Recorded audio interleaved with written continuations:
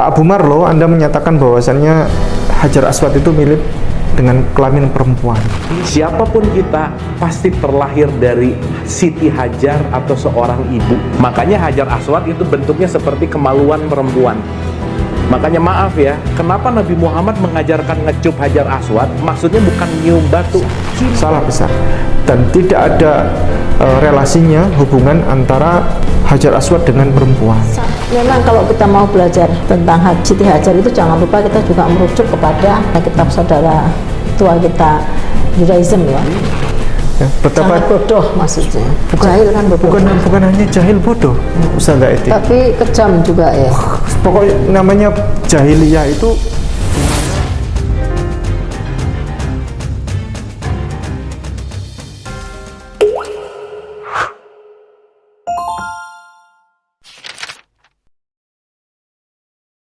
Bismillahirrahmanirrahim. Assalamualaikum warahmatullahi wabarakatuh.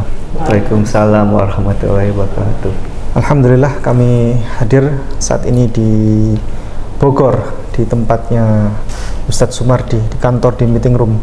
Dan kita akan membahas satu hal yang ini bagi kami itu meresahkan sebenarnya, yakni paparan dari saudara kami Abu Marlo, ya, seorang pesulap dulu yang sekarang mulai aktif untuk memberikan kajian-kajian spiritual. Kita saksikan bagaimana paparan dia. Kenapa dimulai dari Hajar Aswad? Satu poin. Siapapun kita pasti terlahir dari Siti Hajar atau seorang ibu. Makanya Hajar Aswad itu bentuknya seperti kemaluan perempuan. Makanya maaf ya, kenapa Nabi Muhammad mengajarkan ngecup Hajar Aswad? Maksudnya bukan nyium batu, cintailah ibumu gitu. Jadi kalau datang ke sana ngecup Hajar Aswad, pulang sama ibunya berantem mulu, abis gitu ngecup Hajar Aswadnya bayar lagi gitu ya. Bayar loh sekarang. Saya pernah ya, woi haji ngecup. Oh, saya tuh amazed banget. Ya Allah, engkau baik banget orang-orang di sini gitu. Tahunya begitu masuk gini diikutin sampai hotel. Mas, tadi ngecup saya anterin, ini saya minta 1.000 real katanya, gimana coba? Jadi sekarang orang ngecup si Hajar Aswad, mencium Hajar Aswad, lupa hakikatnya bahwa Hajar Aswad itu simbol dari Siti Hajar. Jangan lupa ya, di tempat kita tawaf itu ada 3 poin penting: Hijr Ismail, Makom Ibrahim, Hajar Aswad. Ibrahim, Ismail, Siti Hajar. Ibu, bapak, anak. Jadi sebenarnya ngomongin muter ini cuman mau bicara bahwa perbaiki hubungan pasangan, anak, relationship dalam keluarga. Contohlah keluarga Ibrahim gitu kira-kira. Itu satu, Mas. Jadi kenapa dimulai dari Hajar Aswad? Kenapa? Karena kalian semua pasti datang dari ibu. Saya komain ya. Itu pernyataan beliau bahwasannya Hajar Aswad itu mirip kelamin perempuan.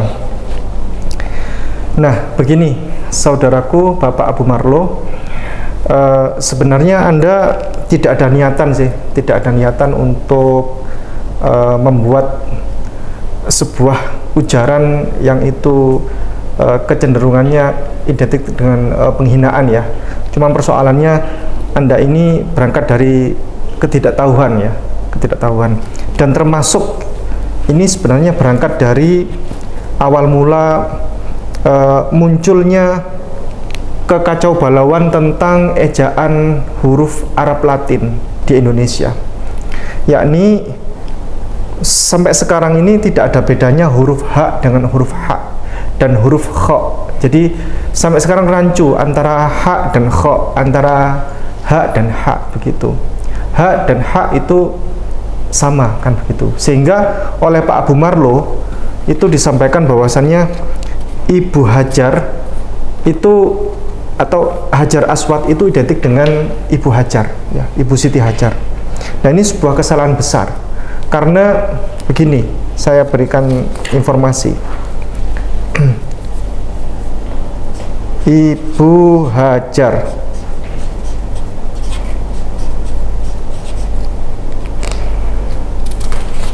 satunya Hajar Aswad.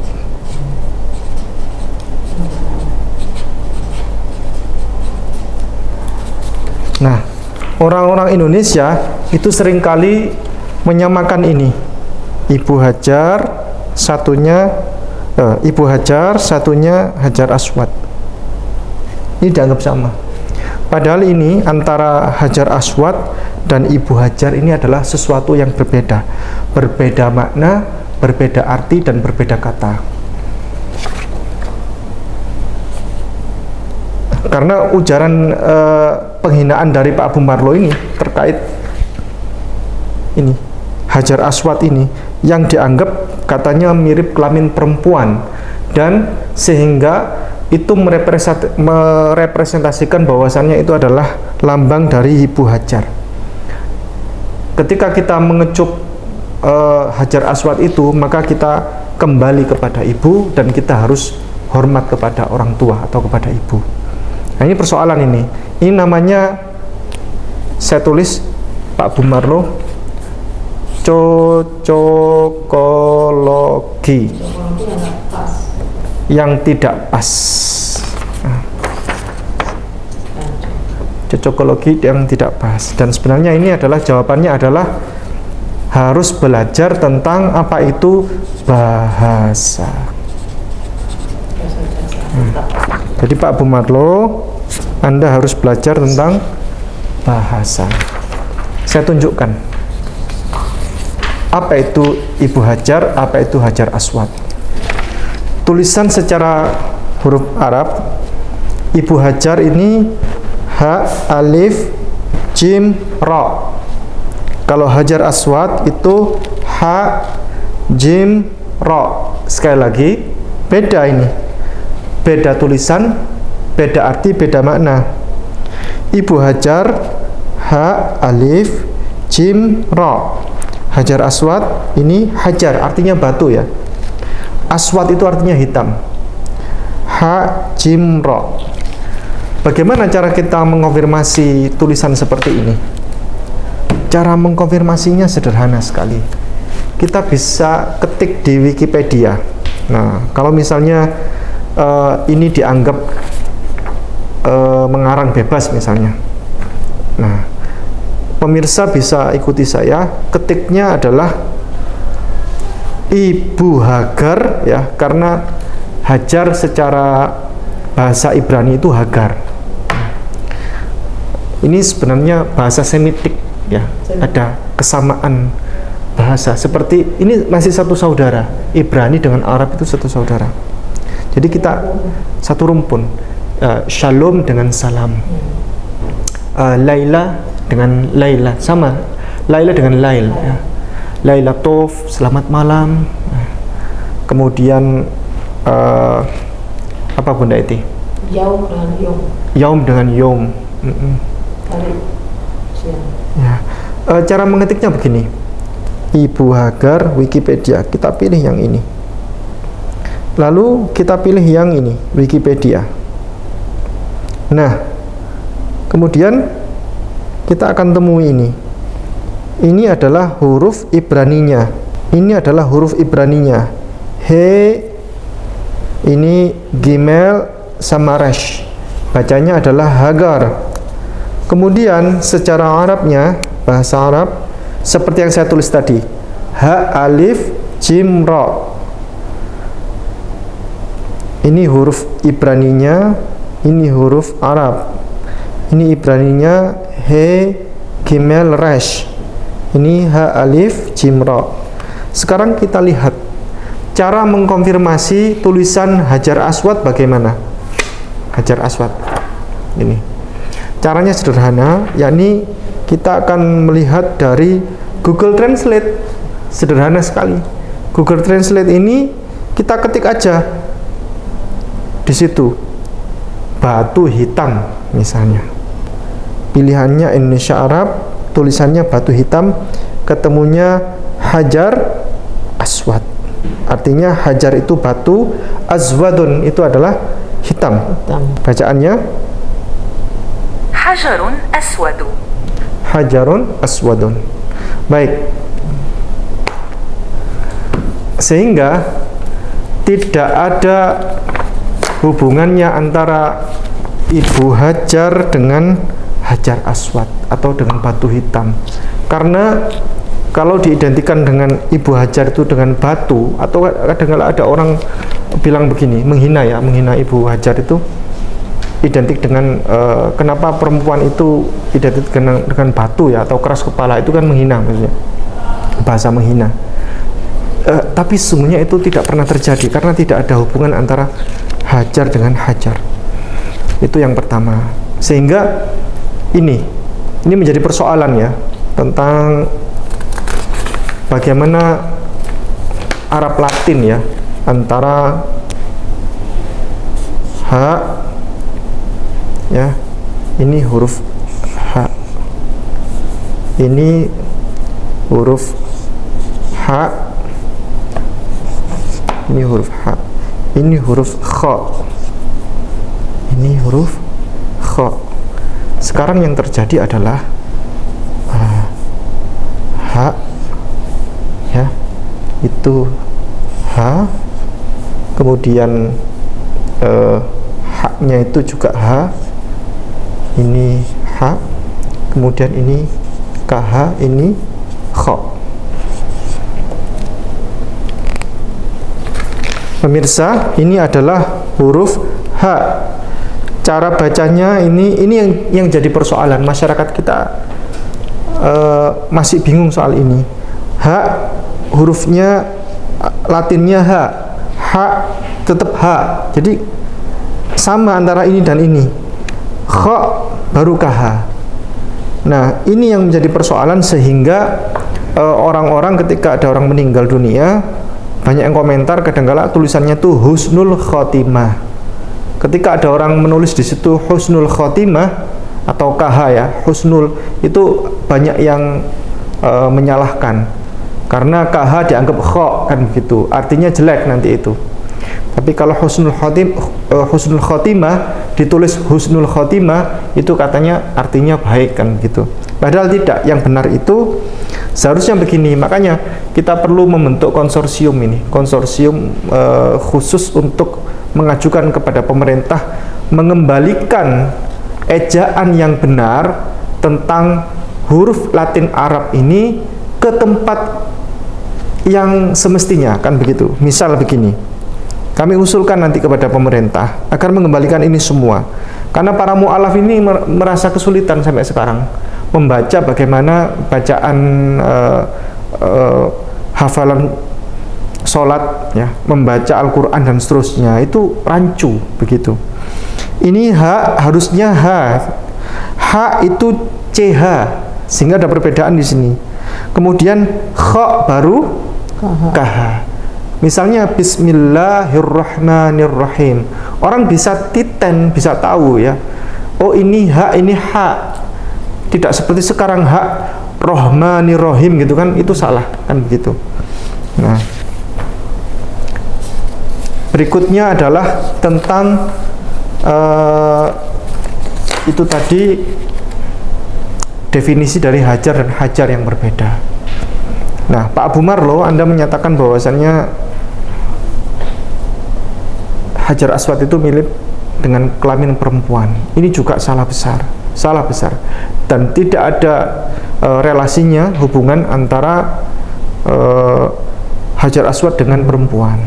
Karena Hajar Aswad itu sejarahnya adalah dulu adalah memang batuan waktu zamannya Nabi Ibrahim membangun Ka'bah, dan itu adalah batuan dari surga yang diberikan oleh malaikat Jibril kepada Nabi Ibrahim untuk diletakkan di sana sebagai penanda awal mula start orang untuk melakukan tawaf.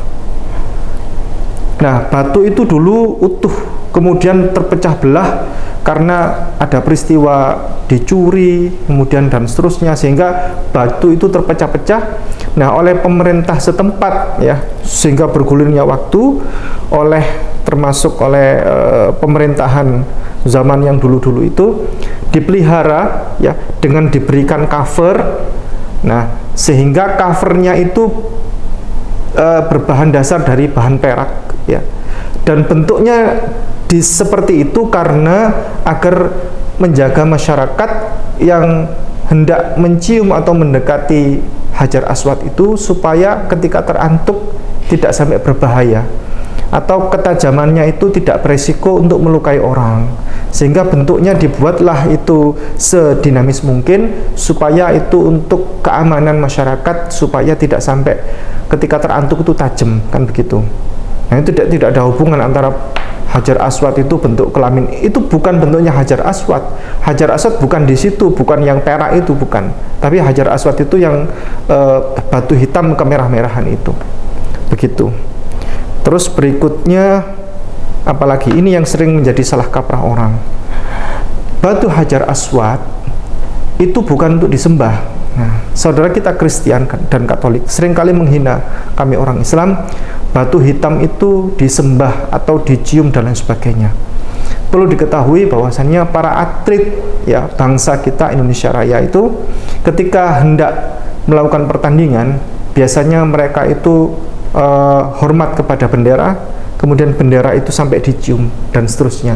Itu adalah bukti rasa cinta kepada tanah air dan bangsa dengan representasi tadi itu, mencium bendera, bukan menyembah bendera Indonesia, bukan, tetapi bentuk rasa cinta kepada tanah air untuk berjuang mau pertandingan seperti itu. Nah, kemudian ada orang seringkali begini, ada orang kalau zaman dulu itu mengirim surat ya, Ustaz.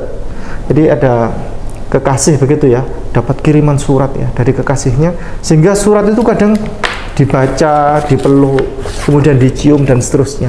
Itu bukan si fulan itu mencium itu adalah menyembah kertas, ini bukan. Tetapi ini adalah bentuk representasi dari dia itu rasa rindu, rasa sayang itu kepada si penulisnya itu. Nah, seperti itu. Kemudian berikutnya adalah Umar bin Khattab itu, ini cerita yang jarang diketahui oleh orang, saudara kita dari Kristen Katolik. Umar bin Khattab itu pernah komplain dan dia pernah marah. Marahnya luar biasa. Karena apa? Karena dia pernah mengatakan begini, wahai Hajar Aswad, engkau adalah batu biasa, seonggok batu biasa yang tidak memberikan mudarat dan tidak memberikan manfaat. Engkau tidak memberikan bahaya dan tidak memberikan apapun manfaat untuk kami. Engkau hanyalah batu biasa. Namun seandainya saya tidak pernah melihat Rasulullah mencium engkau, maka aku tidak akan mencium engkau, begitu. Jadi dia dengan ucapan yang marah sekali kepada Hajar Aswad itu adalah hanya bentuk rasa cinta. Rasa cinta apa?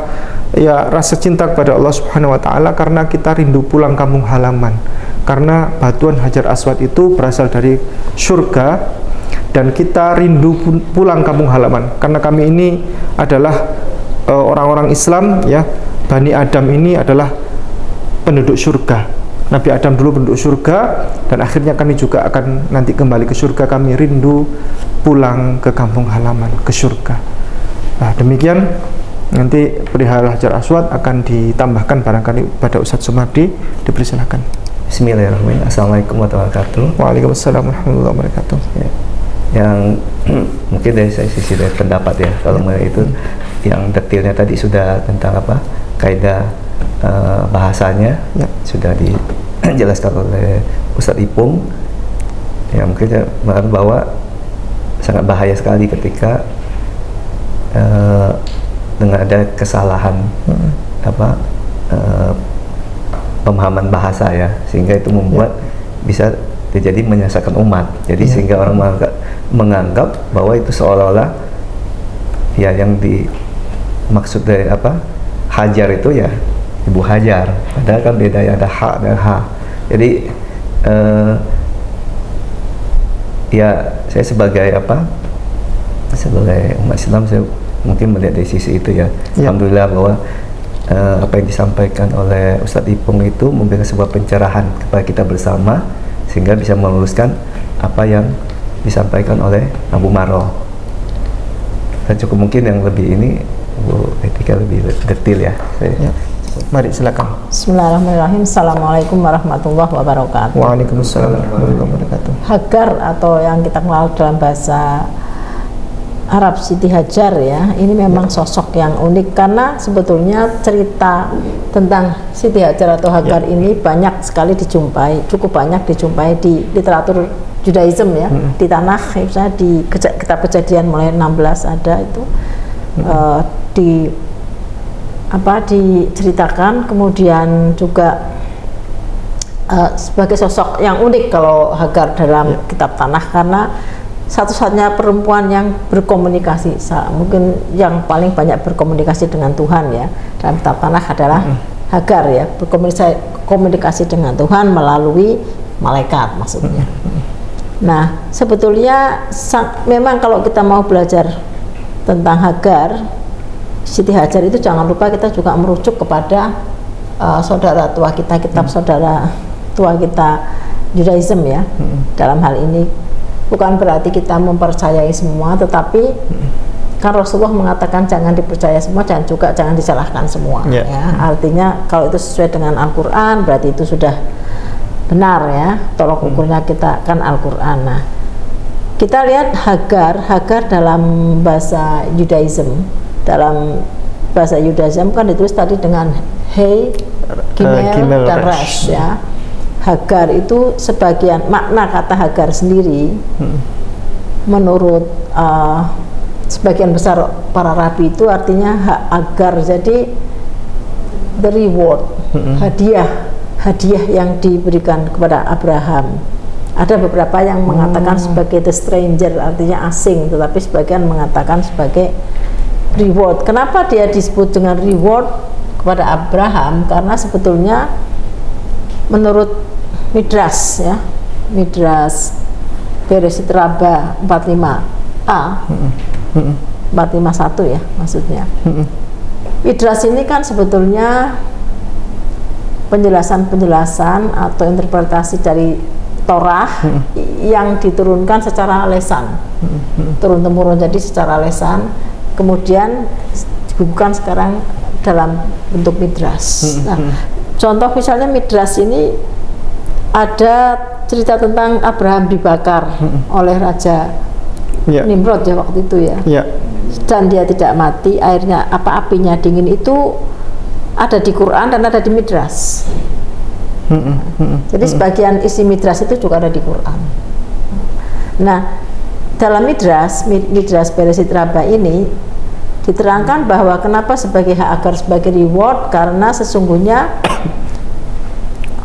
saat itu waktu Hagar dan waktu Abraham dengan Sarah, Raja Mesir melihat keajaiban-keajaiban, mukjizat-mukjizat yang dilakukan oleh Abram ya. Waktu itu masih Abram namanya ya. Dan dia sangat takjub ya. Ini orang yang dekat dengan Tuhan, sehingga dia menyerahkan putrinya kepada Nabi Ibrahim, sebagai hadiah, sebagai reward. Lebih baik anak saya belajar tentang Tuhan kepada engkau daripada menjadi putri raja tetapi tidak melakukan apa-apa di istana gitu loh. Jadi sebetulnya Hagar ini sebenarnya seorang putri raja, bukan budak ya. Bukan budak. Ini yang sering kali disampaikan dalam tradisi Yahudi. Ini yang menyatakan adalah jadi di Midras. Jadi 45 ya. Saudara kita Kristen sering menyatakan bahwa Ibu Hajar atau Ibu Hagar itu adalah seorang wanita budak ya, wanita budak, sehingga Nabi Muhammad ya, semua yang keturunan Ismail termasuk Nabi Muhammad ya, itu adalah keturunan budak ya, dianggap ya oleh mereka. Budak. Padahal sebetulnya hak sekalipun budak ataupun tidak budak, 12 suku Israel kan 4 anaknya budak. Ya, tapi secara fakta tadi Ibu Hagar di Midras tadi bukan budak kan? Dia seorang. Nah, kemudian dia ikut ke keluarga Abraham itu dulu kan orang-orang Yahudi ini kayak kita ini loh. Kalau keponakan kita ikut ke keluarga kita misalnya, kan dia bantu-bantu rumah tangga nih, urusan rumah tangga enggak. Nah, namanya semacam itu seperti ART, tapi ya bukan ART banget ya, maksudnya karena dari keluarga lah begitu, sehingga mungkin bahasa Ibraninya tetap ya kalau diterjemahkan di sini sulit, tetap dianggap sebagai budak, mungkin hamba lah.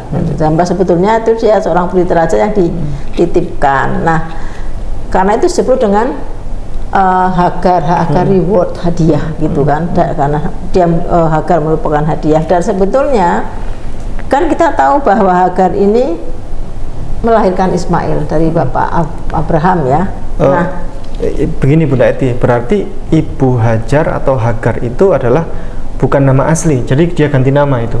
Bukan, dia disebut Hagar, ya diganti Hagar, nama aslinya sebetulnya Keturah. Kalau kita nanti ke sana, karena sebetulnya dalam sebagian besar Rabi Yahudi mengatakan pendapat mereka bahwa Keturah yang akhirnya di Kejadian 251 ya, dinikahi Abraham, kan Abraham menikahi kembali di situ, menikah kembali. Setelah Sarah meninggal, kan awalnya Ibu Sarah meminta agar Ibu Hagar ini diusir Ya, karena masalah warisan. Jadi Ibu Sarah ini berebut warisan kan begitu.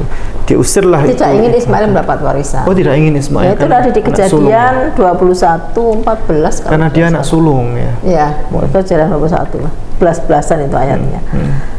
Nah, karena dia anak sulung ya, karena dia dianggap bukan kan istri yang kemudian. Jadi banyak juga yang menyangka bahwa Hagar ini budak bukan istri. Ya, padahal kita bisa lihat di Kejadian 16:3. Kejadian. Nah, jadi yang jelas itu kesimpulannya gini, nama Hagar dalam bahasa Ibrani tidak ada kaitannya dengan, mohon maaf, alat kelamin wanita. Iya, mohon betul. maaf ya, tidak ada kaitannya sama sekali. Ya. Kemudian reward tadi. Reward, hadiah. Reward. Hagar ya. Bukan batu ya. Bukan batu, tidak ada kaitannya dengan batu dan bentuk-bentuk seperti itu tidak ada. Kalau Hajar itu batu, kalau Hajar ya itu kalau Ibu Hajar atau Hagar tadi itu adalah reward. Nah, Kejadian 16:3 kan di situ kita bisa dilihat kan, Fatika, Sarai, Eset Avram, ya kan? Kita baca teks Ibrani-nya ya. Fatika, Sarai, Eset Avram, et Hagar. Jadi maksudnya Fatikah itu Sarah dan Sarah mengambil, kan bahasa Ibrani kan bahasa Arab, kata kerja ditaruh di depan biasanya. Biasanya ditaruh di depan.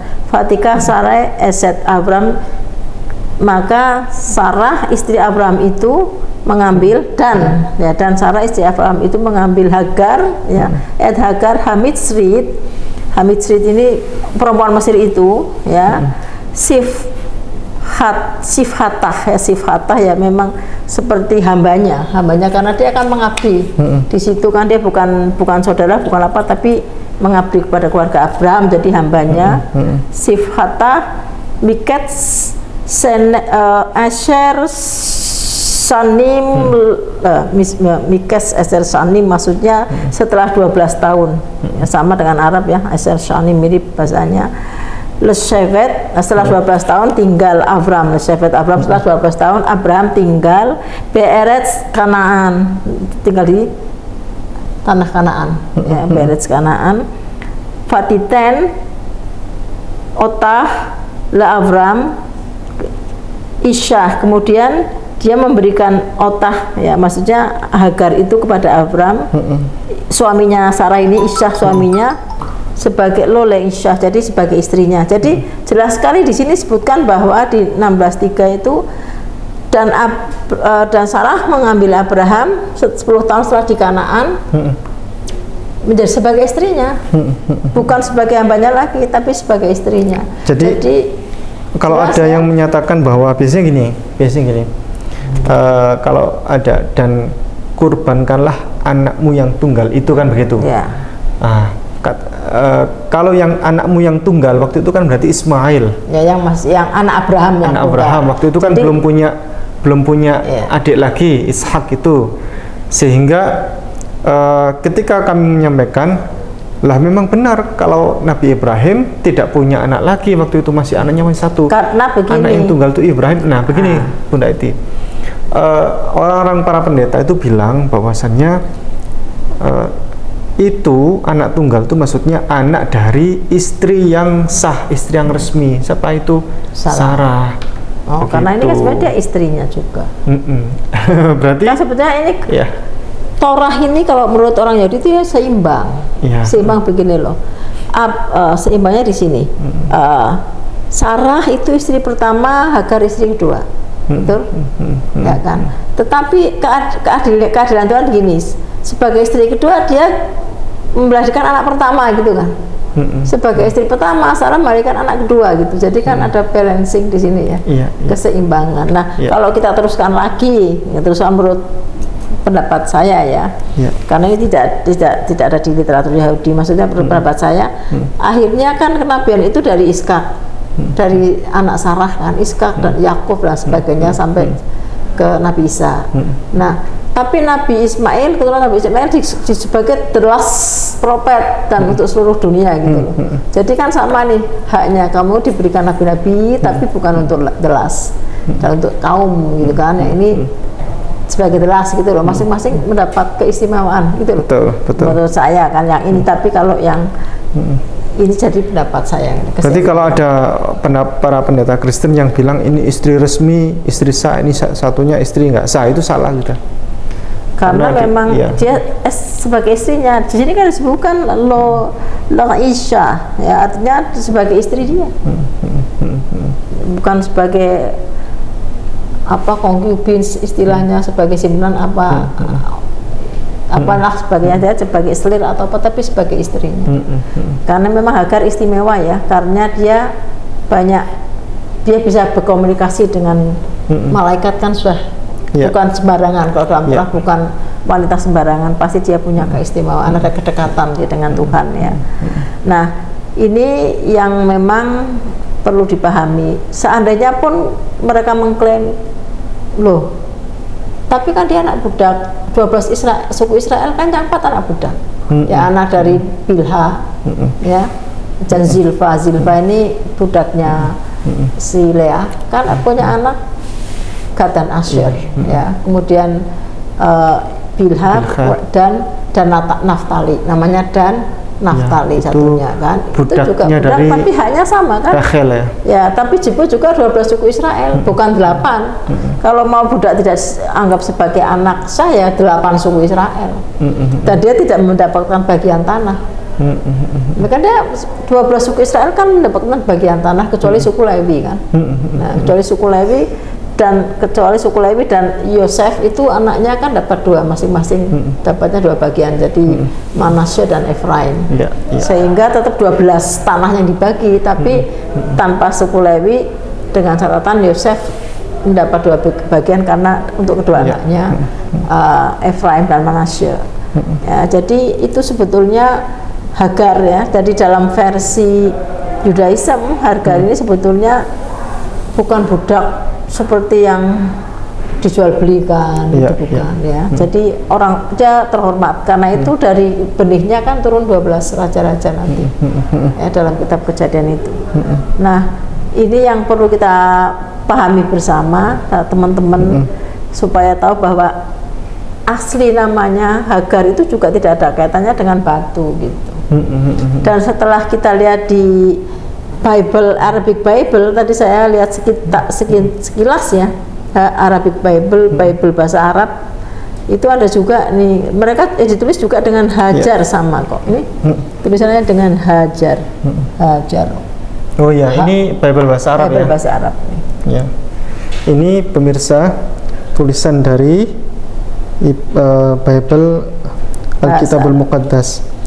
Ha, Alif, Jim, Ro. Saya berbesar lagi. Ha, Alif, Jim, Ro. Nah ini Hajar Zaujah. Ya, jadi Hajar itu istrinya Nabi Ibrahim. Ini istri sah, nggak ada namanya istri tidak sah. Dan ini juga sama, Leishah, ya, Leishah itu ya istri Nabi Ibrahim.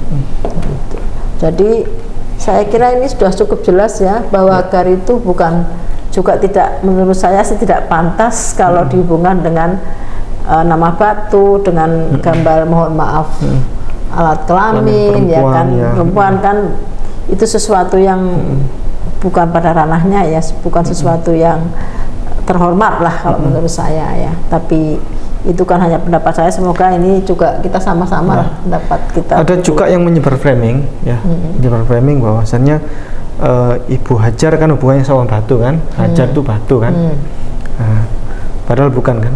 Nah, sehingga keturunan Hajar itu dan seterusnya sampai ke bawah itu adalah otaknya otak kepala batu. Nah itulah kenapa itu dan seterusnya. Sebetulnya orang-orang di Timur Tengah ini, termasuk bangsa Israel, bangsa Arab ini kan memang yang paling sulit diatur dulu ya. Kalau sekarang enggak, ini tidak ada hubungan sama itu hanya framing yang disebar, padahal mereka hanya persoalannya ini, persoalan ini, Ustazah Eti, persoalan ini sama ini. Maksudnya begini, nabi-nabi diturunkan kenapa di daerah sana, karena waktu itu masyarakatnya memang kan sulit. Tapi sebetulnya gini, saya tidak tahu persis ya, cuma Rabbi Tovia mengatakan kepada saya, Rabbi waktu saya belajar, beliau juga mengatakan sebaik-baik orang di dunia ini ya orang Yahudi, karena banyak yang menjadi nabi. Ya kan nabi-nabi Yahudi juga kita akui di Quran. Ya, tapi sejahat-jahat dan selicik-licik orang juga orang Yahudi. Jadi semuanya ada pada Yahudi. Nah, saudaranya kan sepupunya ini kan bangsa Arab ya. Nah, saya tidak tahu apakah perilaku mereka seperti apa. Yang jelas kan memang ada beberapa konflik, selalu ada konflik. Tapi saya tidak tahu apakah ini kaitannya dengan sifat mereka yang keras. Cuman adik saya yang bekerja di sana di Arab ya, adik saya kan dulu di Garuda. Dia mengatakan memang tidak mudah untuk mengatur orang sana gitu loh. Oh ya, itulah alasan kenapa Nabi Muhammad itu diturunkan di Arab. Ya, kalau Indonesia itu cukup diturunkan Wali Songo saja sudah selesai. Karena orang Indonesia ini akhlaknya bagus-bagus, adab asor, nunduk kepada orang, cukup diberi Wali Songo selesai urusan. Tapi kalau bangsa Arab itu dulu masuk dalam masa kegelapan ya, jahiliyah, sangat jahil sekali. Ya, betapa sangat bodoh maksudnya. Jahil kan bodoh. Bukan hanya jahil bodoh, Ustazah Eti. Tapi kejam juga ya. Pokoknya namanya jahiliyah itu dimana yang ketika di dunia manapun itu tidak ada, di sana ada. Contoh, dimana ada bayi perempuan baru lahir dalam kondisi hidup dikubur karena tidak mau punya anak perempuan, dikubur hidup-hidup. Di negara manapun, di dunia manapun tidak ada seperti itu. Itu di Arab zaman jahiliyah ketika Nabi Muhammad belum turun, belum sebagai nabi itu seperti itu. Tentu ada mereka juga yang baik. Ya. Maksudnya tidak semua begitu, karena kan setiap bangsa, setiap kaum ada yang baik, ada yang buruk. Ya. Jadi kalau Nabi bilang ada good Jews, bad Jews, ada good Muslims, bad Muslims, ada good Christians, bad Christians, artinya itu hanyalah sebenarnya perilaku, tidak ada kaitan dengan ajaran agama kan. Betul. Ya. Nah, saya kira kalau kita bahas ini sudah cukup, nanti kita sambung lagi dengan tentang Bel Raharoi, Sumur Zam-Zam yang berhubungan dengan ini bisa kita bahas pada next episode. Kita kaitkan dengan literatur Yahudi juga. Ada nggak sinkronisasi, ada nggak kesamaannya gitu. Ya, karena kan orang-orang Islam seperti yang kita tahu, orang Yahudi kan sama dengan kita tauhid, sehingga kalau saudara-saudara kita Kristen yang karena tidak tahu mengatakan menyembah batu lah, menyembah apa, ini lagi ada shortnya dari Rabbi Tovia. Jika seorang Islam mengatakan Islam menyembah batu atau bulan, sampai dia mengatakan gini, "Dear my friends, do you need to take medicine?" Apakah kamu perlu obat gitu loh? Kamu butuh obat sampai gitu nih. Apa videonya ini? Maksudnya Rabbi sampai mengatakan kalau kamu makan begitu, apa kamu butuh obat gitu loh? Kok nggak segitu, nggak taunya gitu loh, menganggap orang Islam yang kita tauhid sekali, tauhid ya sama dengan Yahudi sebagai pagan gitu kan. Nah itu aja. Saya kira cukup di sini dulu ya, nanti bosen, nanti kita berpapar deh kalau mau tentang Judaism dan kaitannya dengan Quran. Ya. Baik, terkait saya mau tutup Ustaz tadi terkait yang Islam agama penyembah batu itu tidak benar. Ini seringkali ada juga di Bible. Ya, ada juga di Bible karena Ka'bah ya, cube itu adalah bagian hanya sebagai tanda untuk pusat dari persatuan umat Islam. Dan itu hanyalah arah kiblat. Sebagaimana ini saya tunjukkan di kitab Mazmur pasalnya 5 ayatnya 7. Kalau di fisik ini ayatnya 8, kalau di online 7 ya.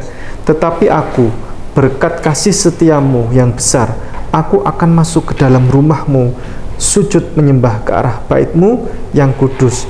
Jadi masuk ke bait suci. Bait suci terus kemudian menyembah ke arah. Ada arahnya di sini. Ada arah. Sama Mas Cipung, teman-teman saya yang Judaism kalau main ke kantor saya, waktu saya masih kerja, numpang sholat, numpang sembahyang. Nanti dia tanya kiblatmu di mana? Saya bilang ke sana. Dia akan miring 10 derajat. Itu Bait Hamikdah, sekarang bait suci, karena memang dulu kan umat Islam juga menghadap ke sana kan, ke Baitul Maqdis. Kita sebut Bait Hamikdah, Baitul Maqdis kan. Bait Solomo sama kan, yang sudah hancur tinggal tembok barat sekarang. Saya pernah ke Tondano, ke mana itu? Tempat Rabi Ya'qub itu sinagog ya. Di sinagog Syar apa? Berarti Syar Salom apa? Syar Hasyamayim. Itu di sana kiblatnya itu begitu saya setting di HP itu, kiblatnya itu mengarah ke arah kiblat umat Islam juga. Karena memang hampir sama kan? Hampir sama. Ya. Terus kemudian ini saya bacakan di 138 Mazmur 138 ayat 2. Aku hendak sujud ke arah baitmu yang kudus dan memuji namamu ya. Oleh karena kasihmu dan oleh karena setiamu, sebab kau buat namamu dan janjimu melebihi segala sesuatu. Ini ke arah ini, ke arah memang kiblat itu tempat sembahyang mereka. Itulah ciri-ciri tauhid. Ada arahnya. Ada arahnya. Sama-sama kita makan juga dengan tangan kanan, mereka juga dengan tangan kanan. Kalau sampai orang tidak punya arah kiblat, itu berarti bukanlah ajaran tauhid. Begitu. Jadi dalam istilah ini agama dari Bapak Abraham itu ya. Gereja itu kalau dibangun ya arah kiblatnya ya terserah sesuai dengan arah hadap jalannya kemana, dia arahnya kemana. Karena kan memang itu untuk persatuan. Kalau nggak ada arah kiblat, nanti masjid menghadapnya ada yang ke sana, ke sini, ke sini. Betul. Nanti orang-orang mau ke masjid juga, masjidmu di mana kan? Iya. Seperti orang tanya gerejamu di mana kan? Tidak juga kan? Di Amerika itu ada orang Kristen, diwawancara sama presenternya itu, kan lihat di TV ya, diperlihatkan ada Ka'bah itu, terus kemudian ada komat di situ, qad qamatis shalah, Allahu akbar, la ilaha illallah. Kemudian ditanya, engkau butuh berapa jam? Iya. Berapa jam untuk melihat orang itu bisa bisa rapi katanya. Bisa rapi. Karena jutaan orang kan sampai ke mall-mall, sampai keluar jauh ke sana kan, diambil dari drone itu butuh berapa jam? Kata dia, ya mungkin saya butuh sekitar kalau 10 jam lebih katanya gitu kan. Untuk membuat orang berbaris rapi gitu kan. Terus kemudian diambil dari drone itu kan tiba-tiba dalam hitungan detik sudah ngumpul sudah berbaris rapi bentuk soft sholat. Itulah fungsi arah kiblat, sehingga orang itu tanpa ada garis, tanpa ada komando dan seterusnya tiba-tiba rapi, ada arahnya, sehingga langsung rapi dalam hitungan detik orang itu masuk Islam. Langsung asyhadu an la ilaha illallah wa asyhadu anna muhammadar rasulullah. Bukan berarti menyembah Ka'bah. Termasuk tapi kalau orang Yahudi paham, orang Islam nggak menyembah Ka'bah, itu memang arah bait suci. Bait suci kan memang representasi. Ya rumah Tuhan hanya representasi saja. Terus kemudian ada orang haji atau umrah itu tipis sekali antara iman dan syirik. Tipis sekali karena misal ada orang sholat Allahu akbar, dia merasa di depannya itu dia menyembah Ka'bah. Itu sudah habis, sudah imannya itu sudah runtuh. Dan dia termasuk golongan orang-orang musyrik. Tapi insya Allah semua sudah tahu, yang kesana itu orang-orang yang sudah tahu benar soal. Jadi mereka bukan menyembah Ka'bah, bukan Allah, itu hanya arah. Buktinya orang-orang kalau renovasi Ka'bah juga atau pergantian kiswa itu kain yang hitam itu Dinaiki juga. dinaiki ya. Sama dengan Bait Suci kan sudah ditembok semua, digempur sama tentara Romawi pada tahun 70. Sudah hancur, nggak ada Bait Suci lagi, tinggal tembok barat. Itu kan tembok kelilingnya yang bagian barat. Itu pun mereka tetap menghadap walaupun tidak ada Bait Sucinya kan gitu. Karena itu arah. Kalau memang itu orang Yahudi menyembah Bait Suci ya sudah nggak disembah atau sudah nggak ada Bait Sucinya kok. Tapi tetap menghadap ke sana karena itu adalah arah gitu. Itu bukti itu ya. Kita akhiri demikian, kita semoga bermanfaat dan semoga menjadi wasilah hidayah buat saudara-saudara kita yang mungkin masih butuh informasi tentang belajar tentang Islam. Dan kemudian ini penting, nanti kita harus membuat konsorsium khusus yang membahas tentang ini. Transliterasi. Transliterasi. Dulu yang merubah huruf-huruf ini menjadi ejaan dulu tuh Yusbadudu. itu orang Katolik ya? Iya, non-Muslim. Jadi dia tidak paham tentang Quran. Itulah sehingga karena itu orang-orang mu'alaf ini bingung. Kita ini yang membina mu'alaf itu karena dia nggak tahu bahasa Arab, tapi mau belajar baca dari tulisan transliterasinya dulu kan, jadi dia agak bingung. Di buku-buku itu, buku-buku panduan sholat itu, termasuk di Al-Quran itu yang ada Arab Latinnya itu kita masih nulis ulang kepada misalnya kabira walhamdulillahi katsira, tulisannya begini kabira, sehingga orang-orang mu'alaf ini kabira salah, bukan itu, kami tuliskan ulang walhamdulillah, tulisannya apa? Walhamdulillah. Jadi mereka walhamdulillah, mohon maaf salah, bukan seperti itu, yang benar kami tulis ulang walham, ya pakai ch. Sambil mereka belajar bahasa Arab pelan-pelan. Jadi kalau udah belajar bahasa Arab kan udah paham. Ya. Gitu. Dan tidak ada bedanya antara dho gitu kan. Zal itu disamakan semua. Zal, dho, sama gitu kan? Sebagian orang Sunda juga gitu kan, netizen jadi netizen ya kan? Susah sekali ngomong zah ya. Dan ini pentingnya kita belajar bahasa asing karena lidah kita lebih fleksibel ya, belajar bahasa Arab, bahasa Inggris, bahasa Ibrani itu dengan menguasai banyak bahasa ini kita lebih fleksibel, tidak ngomong netizen lagi tapi netizen gitu. Ini insya Allah kami akan mengajukan ke Kementerian Agama atau Kementerian Pendidikan ya, supaya ejaan yang disempurnakan ini menjadi lebih baik dan bisa bermanfaat untuk semua kalangan. Siapapun yang mau belajar Al-Quran atau siapapun yang mau belajar bahasa Arab, baik itu Muslim ataupun non-Muslim, itu bisa belajar dengan mudah tanpa perlu kebingungan ini membacanya yang benar yang mana dan seterusnya. Demikian kita akhiri. Barakallahu fikum, jazakumullahu khairan katsira. Assalamualaikum warahmatullahi wabarakatuh. Waalaikumsalam.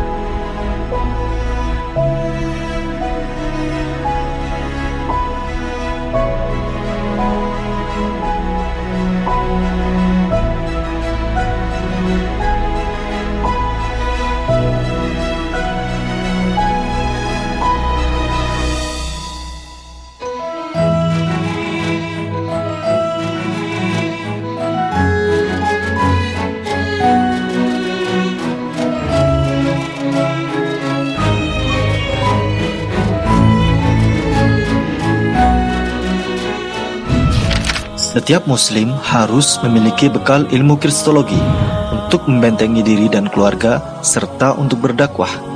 Anda ingin jadi kristolog handal atau Anda ingin memiliki ilmu kristologi? Kunjungi kristologinews.com, pusat karya monumental Ustadz Insan LS Mokoginta.